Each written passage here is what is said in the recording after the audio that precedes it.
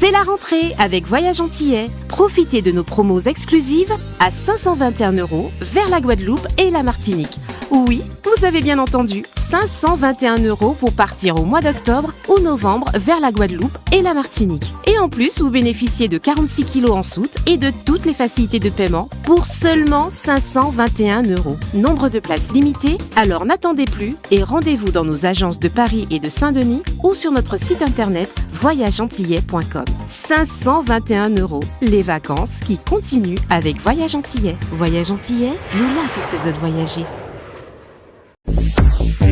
Hexagone, actualité.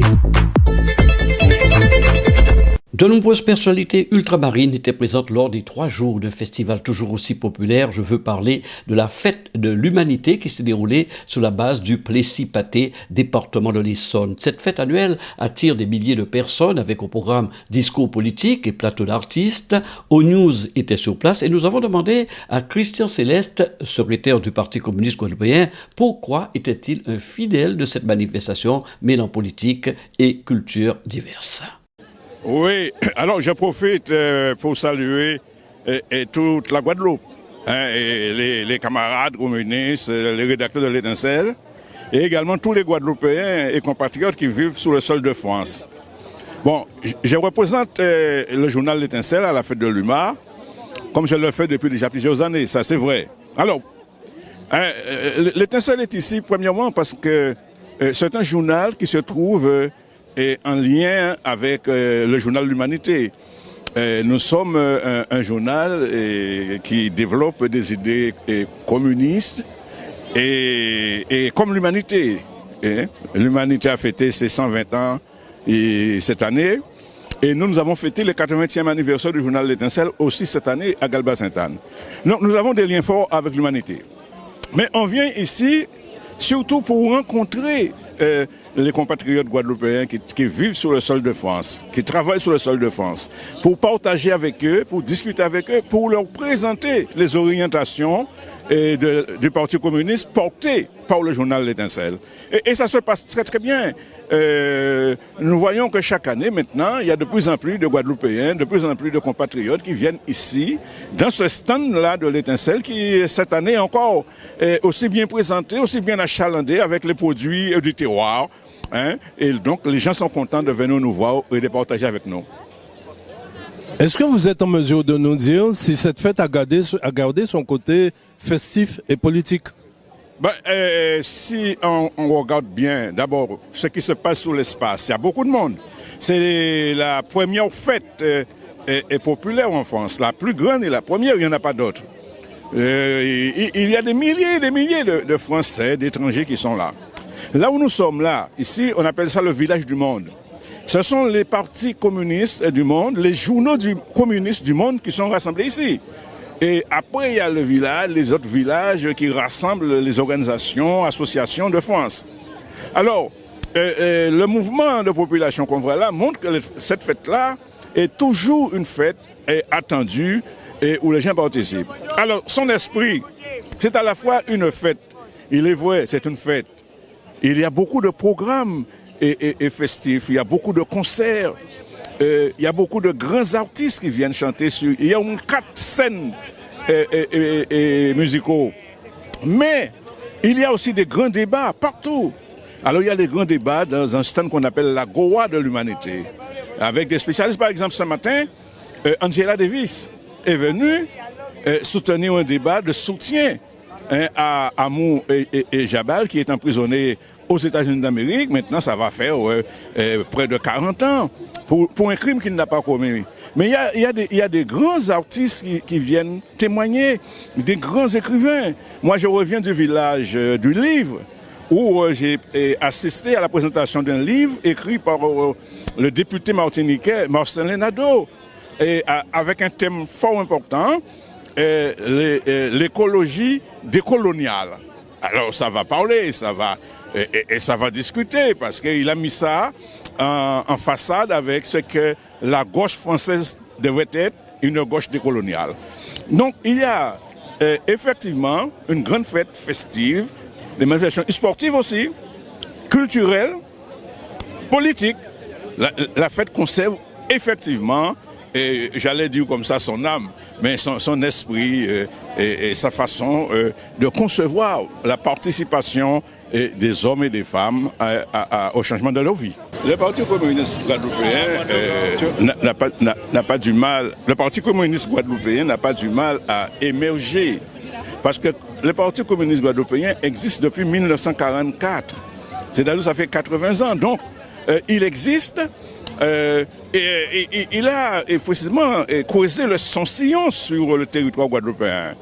Il est devenu, avec les années, avec le travail, avec les actions développées, le parti, en réalité, des travailleurs, de tous les travailleurs, mais pratiquement aujourd'hui le parti du peuple guadeloupéen, qui se base sur le fond aussi de la libération nationale. Donc, le parti existe. Maintenant, la question est-ce que le Parti communiste guadeloupéen est toujours au même niveau, tel qu'on l'a connu dans les années passées? Et il était le premier parti de Guadeloupe, un parti puissant. Mais c'est vrai qu'on a rencontré des difficultés.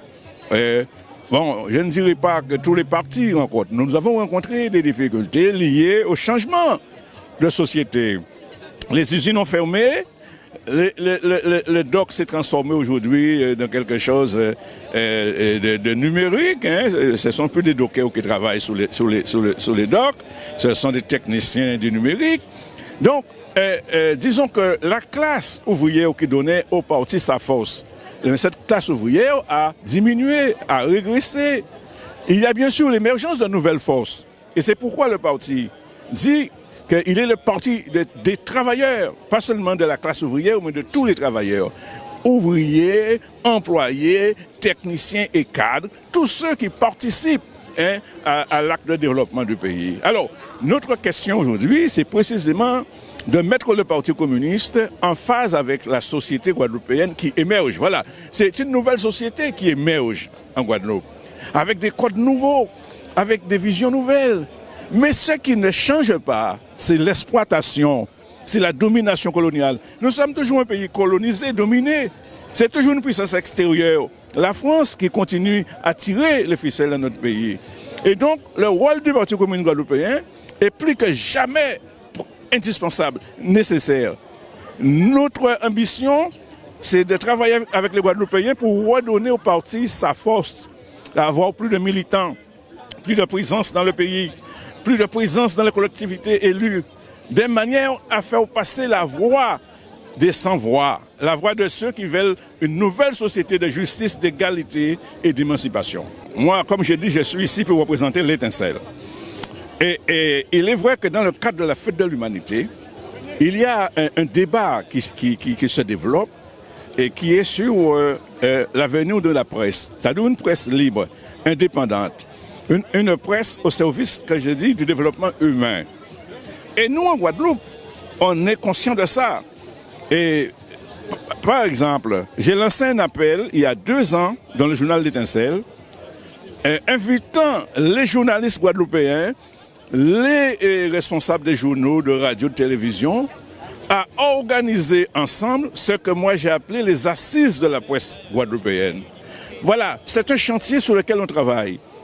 Pour la bonne raison que nous sommes conscients que non seulement la presse écrite traverse des difficultés par rapport au coût du papier, et par rapport à la baisse du lectorat, mais aussi par rapport à des tendances nouvelles avec les réseaux sociaux, qui ont fait leur apparition. Et tout ça impacte la presse écrite. Mais tout le monde est conscient que la presse écrite est indispensable en ce qui concerne non seulement l'information, la culture, l'histoire et la mémoire. Et c'est pourquoi il faut soutenir, il faut défendre et il faut donner à la presse guadeloupéenne les moyens d'exister. Mais les autres presses aussi, les médias comme on les appelle, les télévisions, radios aussi ont des problèmes. En Guadeloupe, les 3 dernières années, 3 télévisions ont déposé leur bilan, ont disparu de l'écran. Actuellement, il ne reste que Guadeloupe la première, l'autre là, Canal 10 sur lequel nous sommes en train de causer là. Et puis voilà, on parle de retour des TV, je n'en sais rien. Mais Et la presse aussi audiovisuelle traverse aussi sa crise. Donc c'est l'ensemble de la presse qui est en crise. Et voilà, nous avons proposé que les professionnels de la presse se rencontrent, se mettent ensemble leurs réflexions pour pouvoir faire émerger une véritable presse guadeloupéenne au service du développement du pays. Nous sommes avec le député de la Martinique, M. Marcelin Nadeau, grand combattant, toujours là. Alors, M. Nadeau, comment expliquer votre présence aujourd'hui dans la fête des communistes? Moi, je suis un habitué de la fête de l'humanité pour cause.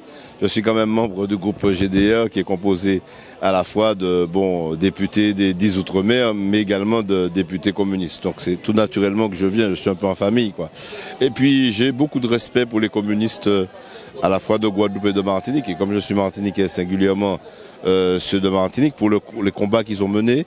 Et je crois que nous avons beaucoup à apprendre d'ailleurs, d'enseignements à tirer des méthodes qui ont été développées par des élus, même quand ils étaient députés ou quand ils ne l'étaient pas. Je pense notamment parce qu'il y avait, j'ai pour habitude de dire que le Nord, donc ma circonscription, est une terre de communisme en fait, et de combat ouvrier et important, de lutte ouvrière importante, et que quand j'ai toujours en mémoire l'exemple de Victor Serlan, et que c'était cet homme-là qui, justement, à la fois était des élus, mais qui s'appuyait sur le mouvement social pour pouvoir porter les revendications au cœur même du pouvoir, relayer ces revendications du mouvement social pour tenter, avec la force et le rapport de force qu'imposait le mouvement social, tenter de les faire aboutir. Donc c'est mon modèle, c'est mon exemple, et c'est tout naturellement que je viens ici, et j'ai beaucoup de respect pour les militants communistes. Alors ce qui m'impressionne effectivement, on en discutait avec mon collaborateur et ami Pascal Marguerite, c'est ce caractère intergénérationnel. Il y a toutes sortes de personnes, des personnes âgées, des jeunes, des moins jeunes, des familles, mais tout est fait pour ça en fait. Entre les concerts, entre l'animation, entre les cultures régionales, les plats régionaux. Donc je pense que c'est une bonne stratégie pour rassembler le peuple. En fait, c'est le peuple concret qui est là.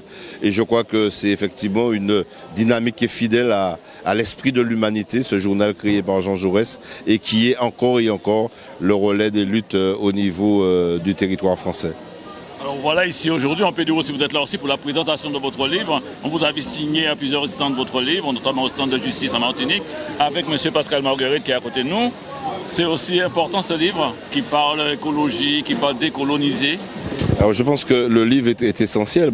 Effectivement, la fête de l'humanité est une occasion pour nous d'en faire la promotion, parce que nous pensons effectivement qu'il mérite d'être lu, parce qu'il synthétise en fait la vision que nous avons de notre pays, la Martinique, de son berceau naturel, la Caraïbe, et aussi de l'avenir de la planète, et surtout de la relation, l'examen qui est fait en fait de la relation, de la nature des relations entre la France dite métropolitaine et ce que certains appellent ces dernières colonies, et surtout, c'est aussi un livre d'espoir, d'espérance, les perspectives que nous traçons pour que un processus de décolonisation se mette en œuvre de façon intelligente, constructive et profitable à nos peuples. L'autonomie que vous demandez aussi comme justice? Nous demandons la souveraineté, ça peut passer par différentes phases. Ça peut être de l'autonomie, mais l'autonomie aujourd'hui, ça peut presque rien dire. Il faut aussi définir son contenu concret de l'autonomie. Et puis après, pour nous, bien évidemment, on est bien conscient qu'il faut aller au pas du peuple. C'est-à-dire que notre travail de militant, qu'on soit autonomiste ou indépendantiste, c'est de travailler à favoriser la prise de conscience du peuple, de ce qu'il est, c'est-à-dire de passer de peuple en soi à peuple pour soi.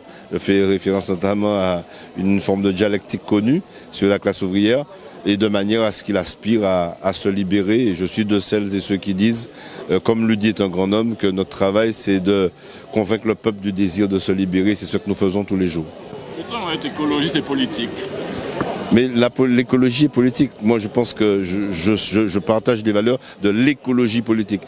Ceux qui font croire que, en fait, l'écologie, c'est transcourant, tout le monde peut être écologiste, c'est pas vrai.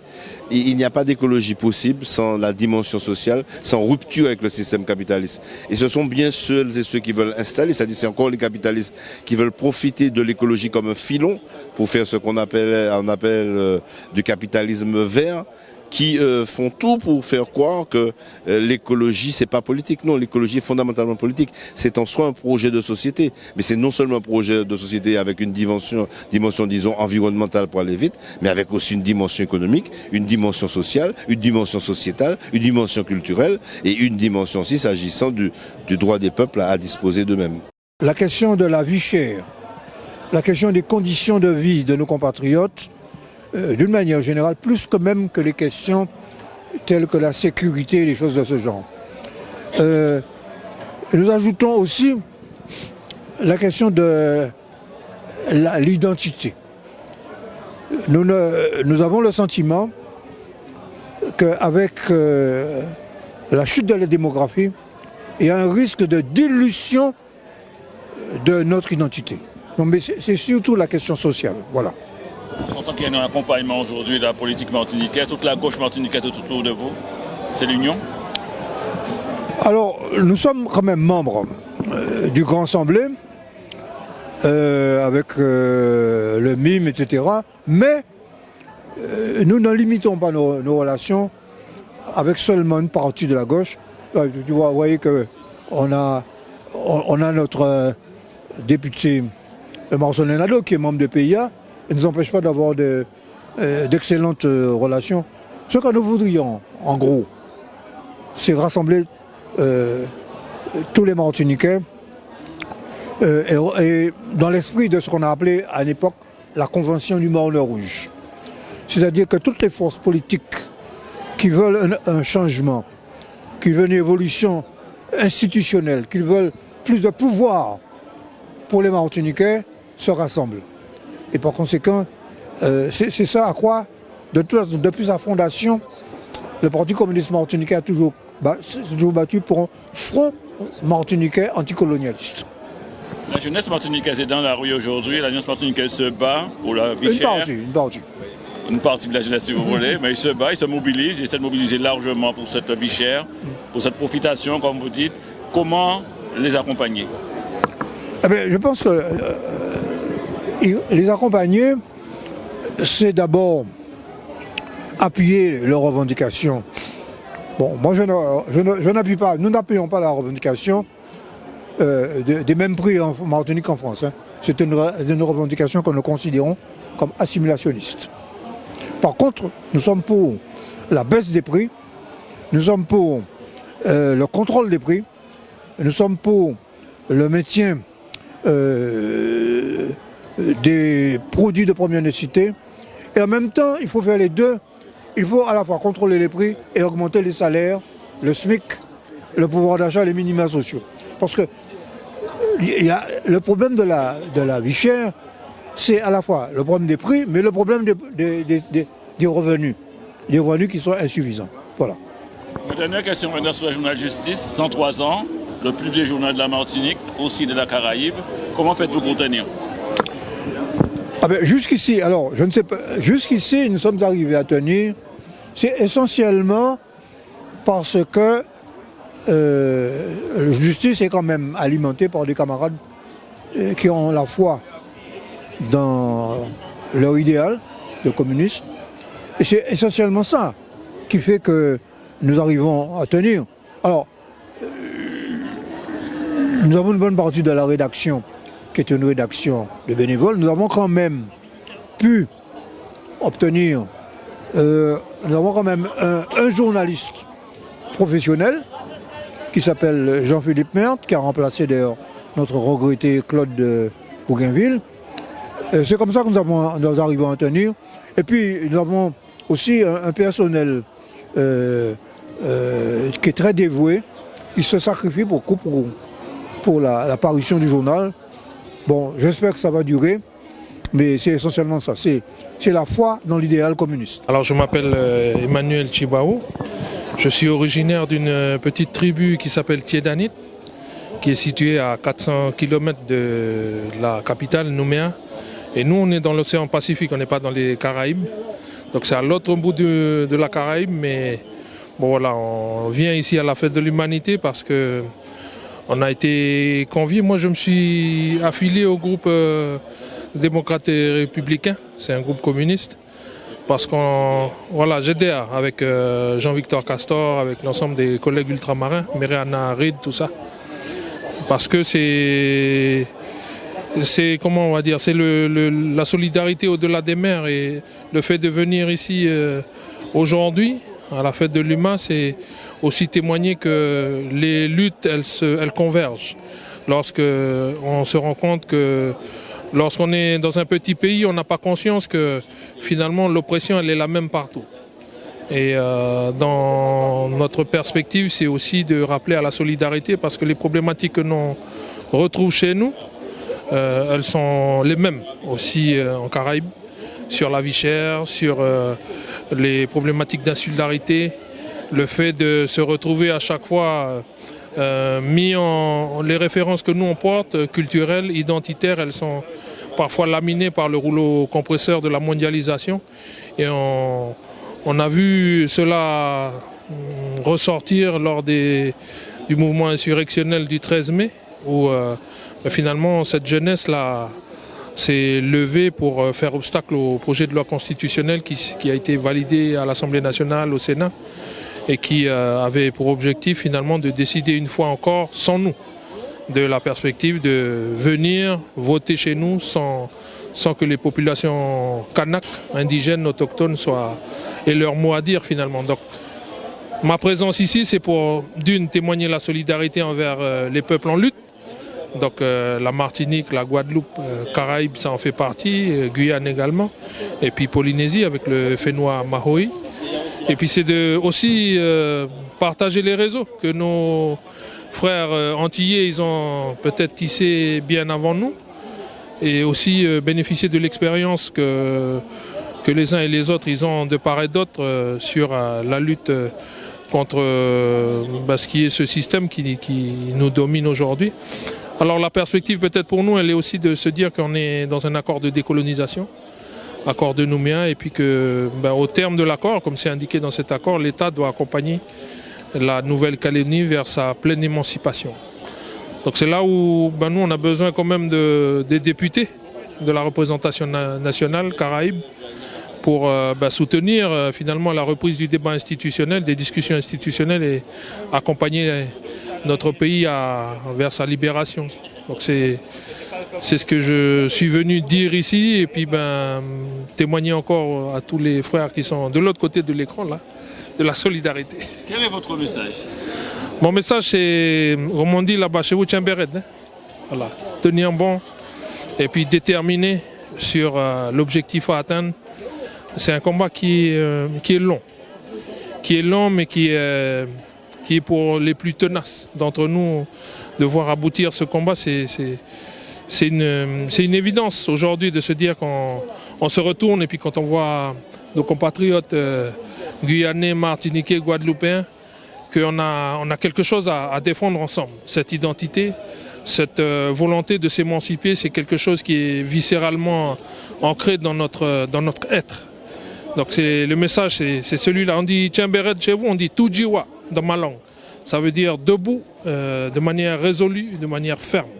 Voilà, c'est ça que je voudrais dire. On a vu votre père lutter, se battre pour cette Nouvelle-Calédonie, pour l'indépendance de ce pays, l'indépendance de votre pays. Aujourd'hui, vous arrivez en politique. Qu'est-ce qui vous a motivé? Ce qui m'a motivé, c'est au moment de la mobilisation. On a vu des morts. La suite de votre père. Voilà, il y a eu des morts. Il y a eu 10 morts chez nous. Et puis nous, à Yengen, dans mon village, on a vu monter des sacs de sable et puis installer des mitrailleuses devant la gendarmerie. C'est ça qui a été ma motivation. Le fait de ne pas reproduire ce qui s'est passé en 84 et de retrouver nos frères en face de militaires et puis en face d'armes à feu dans la mesure où nous, on s'inscrit dans une lutte politique. Pour nous, la réponse, elle est politique, elle n'est pas simplement sécuritaire ou militaire. Donc c'est ma motivation, c'est d'abord sauver ma peau, sauver la peau de mes frères et puis faire que nos compatriotes calédoniens ils s'émancipent aussi parce qu'ils sont parfois c'est difficile de scier la branche sur laquelle ils sont assis depuis 170 ans chez nous quoi. Votre vision dans la Nouvelle-Calédonie de demain? Un pays qui accepte finalement de s'émanciper, qui accepte la décolonisation et puis qui accepte de faire face à sa propre histoire, en prenant le parti de l'assumer dignement, en responsabilité avec nos partenaires que sont les loyalistes qui veulent le maintien dans la France et l'État français. Outremernews.fr, le site de l'actualité outre-mer, 24 heures sur 24 et 7 jours sur 7. Retrouvez la chaîne Outremer News sur YouTube.